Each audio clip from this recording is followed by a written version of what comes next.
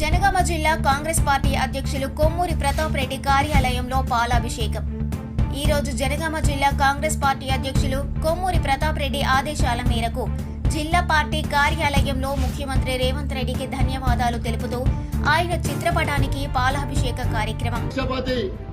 రేవంత్ రెడ్డి గారి నాయకత్వంలో ఎన్నికలకు ముందు ఇచ్చినటువంటి 6 గ్యారంటీలలో 2 గ్యారంటీలు మనం గతంలోనే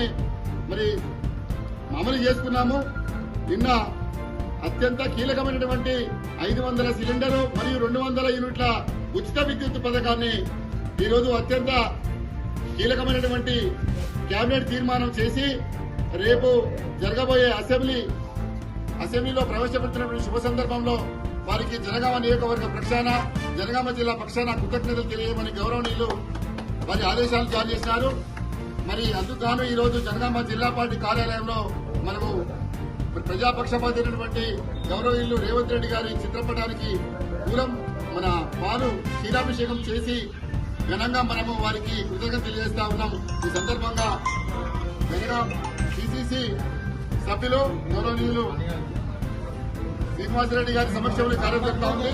ఇప్పుడు క్షీరాభిషేకం చేయాల్సిందిగా గౌరవనీయులు కాంగ్రెస్ పార్టీ సీనియర్ నాయకులు